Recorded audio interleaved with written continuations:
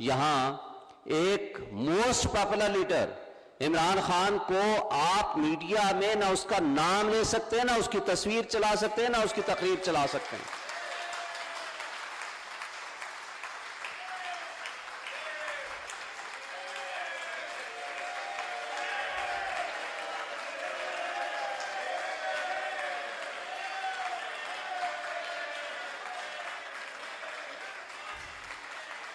آج بھی تمام گیلپ سروے یہ کہتے ہیں مختلف، کوئی اس کو پاپولرٹی میں 70% رکھتا ہے، کوئی 80% رکھتا ہے، اور لیٹسٹ سروے جو آیا ہے ورلڈ ٹائم کا، ان کے بقول 97% پاپولرٹی عمران خان صاحب کی ہے،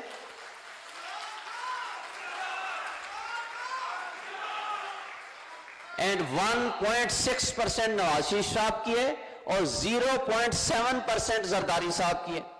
اور مجھے بار بار کہا گیا، میں بس 1 منٹ میں اپنی بات ختم کروں گا، بس اس کو سیاسی نہ بنائیں پلیز۔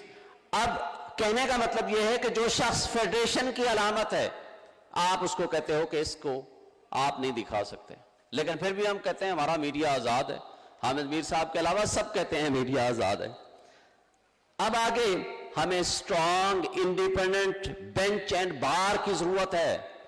جب بار سٹرونگ ہوا کرتی تھی، حامد میر صاحب، چودھری اعزاز صاحب، کھوسا صاحب، اس وقت ہم نے ایک کامیاب موومنٹ چلائی اور پرویز مشرف کو مجبور کیا کہ وہ یہاں ملک سے بھاگا، اور اس نے اقتدار بھی چھوڑا، اور ہم نے rule of law, supremacy of constitution and independence of judiciary کے اس سلوگن کو کامیابی سے اپنی تحریک کو کامیاب کیا۔ اور آج ہم یہ بظاہر یہ کہتے ہیں کہ جناب بالکل آئین بھی موجود ہے، لیکن اس کے ساتھ ساتھ حامد میر صاحب نے بھی آپ کو کہا 2 صوبوں میں غیر آئین اس کے بعد اور الیکشن نہیں ہو رہے۔ میرا ان کے ایک شو میں جب انہوں نے کہا الیکشن تو نہیں ہو رہے، میں نے کہا جی میں جاؤں گا پٹیشن فائل کروں گا، اس وقت میں صدر تھا اسلام آباد ہائی کورٹ بار کا، الیکشن انشاءاللہ ہم کرا کے دیکھیں گے۔ انہوں نے کہا اچھا دیکھتے ہیں۔ الیکشن کے ہم نے 2 فیصلے بھی لیے، لیکن جوڈیشری بھی پیچھے ہٹ گئی، طاقتور لوگ آگے آ گئے، اور اس کے بعد ہم الیکشن سے پیچھے ہیں۔ آج وفاق میں جو سچویشن ہے، کہتے ہیں کہ جی ہم نے بڑا جناب تیر مار لیا، $1 بلین لے آئے۔ بھائی اس انجام کو کس نے پہنچایا پچھلے 1 سال میں؟ باجوہ ایکسٹینشن ڈاکٹرن اور لوٹا کریسی نے اس لولی لنگڑی جمہوریت کو سو کارڈ ہمارے اوپر مسلط کیا اور ہمیں ڈیفالٹ کے قریب چایا۔ کشمیر میں پی ٹی آئی کی اکثریت کو اقلیت میں تبدیل کر دیا۔ رہی صحیح کسر آج ہمیں شرم کا مقام ہے کہ گلگت بلتستان میں 24 سیٹوں والے بندے وہ ہٹ گئے ہیں، جن کے پاس 9 سیٹس تھیں ان کو اقتدار مل گیا ہے۔ کراچی میں جس کے پاس 193 کی سیٹس تھیں، حافظ نعیم صاحب، وہ آج اپوزیشن میں بیٹھا ہے، جس کے پاس 173 سیٹس تھیں وہ آج میئر بن چکا ہے۔ اور چیئرمین سینٹ تو ماضی قریب میں آپ نے دیکھ لیا تھا، یعنی عدم اعتماد کی جب ریزولوشن پاس ہوتی ہے تو 64 ووٹس ہیں، لیکن جب دوبارہ اس کی باقاعدہ ووٹنگ ہوتی ہے تو پھر 46 نکلتے ہیں ان کے۔ تو بہرحال یہ سب کچھ ہمارا جمہوریت کے نام پہ ہو رہا ہے۔ جمہوریت آج کی بدترین انتقام ہے مگر عوام سے، لیکن آج بظاہر جمہوریت ہے، اور کہا جاتا ہے کہ جمہوریت بہترین انتقام ہے، لیکن میں یہ کہتا ہوں کہ آج کی جمہوریت بہترین انتقام ہے لیکن عوام سے بہترین انتقام ہے۔ جس کو بدترین انتقام کہیں، ہم سے انتقام لیا جا رہا ہے، نام جمہوریت کا استعمال ہو رہا ہے۔ اور یہ بھی ایک بات مستقل بنیادوں پر ہمارے سوشل میڈیا میں چلتی ہے کہ سوال کا جواب ڈھونڈنے کی بجائے سوال کرنے والے کو ڈھونڈنا پڑتا ہے۔ آج یہ حالت ہے، وکلاء مسنگ پرسنز میں شامل ہو جاتے ہیں۔ ہمارے ایک وکیل اسلام آباد سے کسی نے پٹیشن سپریم کورٹ میں فائل کی، 7 دن کے لیے ان کو اٹھا لیا، ان کو کہا جائیں اپنا کیس واپس لے کر آئیں، کیسز واپس نہیں لائیں گے تو آپ کو اس ملک میں، اس اسلام آباد میں، شہر میں نہیں رہنے دیں گے۔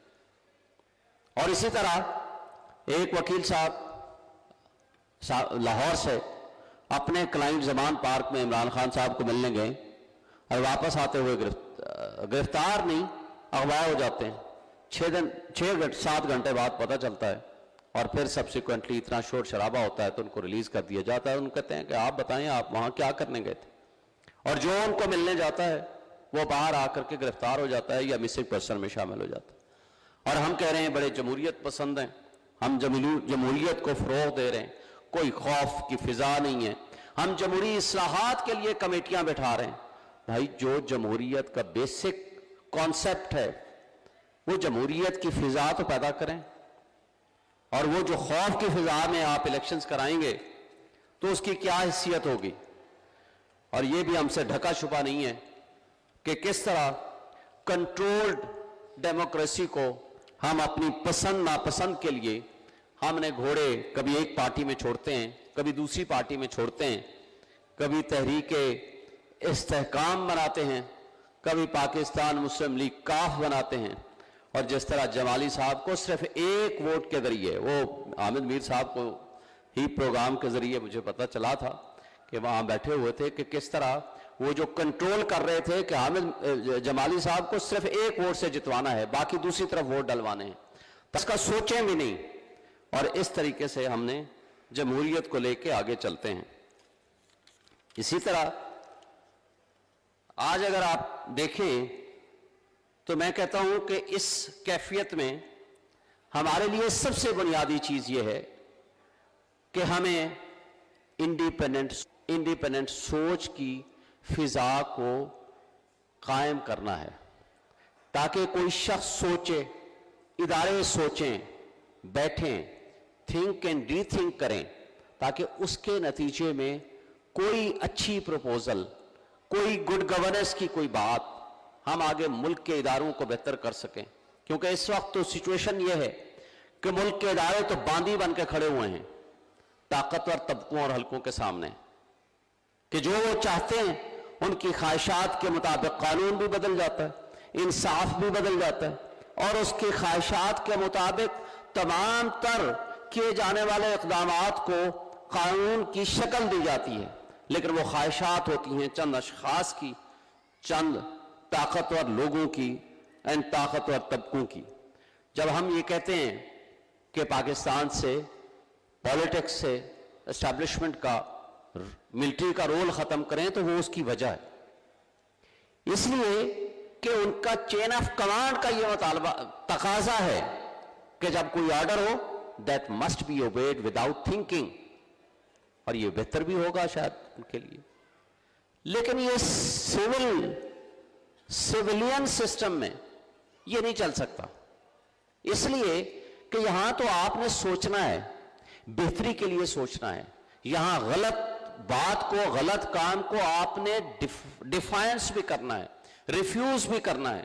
جب تک آپ ریفیوزل کا نہیں سوچیں گے تو پھر آپ کوئی اچھی چیز اس سے برآمد نہیں کر سکتے. اور اس کے ساتھ ساتھ اب وے فارورڈ کیا ہے؟ جیسے میں نے پہلے کہا, rule of law, implementation of constitution and rule of law. Rule of law کے اندر سب کچھ موجود ہے.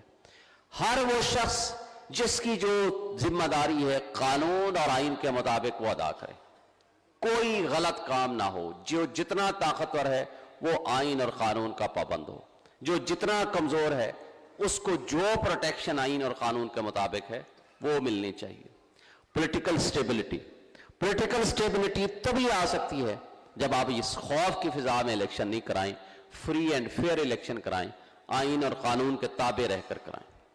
حقیقی جمہوریت وہ موروثی سیاست سے الگ ہو کر ہوگی. حقیقی جمہوریت موروثی سیاست سے کبھی نہیں آ سکتی, اور اس میں کوئی شک نہیں. جہاں اکنامک سٹیبلٹی کی بات ہوتی ہے اس کے اوپر یہ سارا ڈیپینڈنٹ ہے, اور اس کے ساتھ ساتھ ہمیں اوورسیز پاکستانیز کا ٹرسٹ ہم نے حاصل کرنا ہے.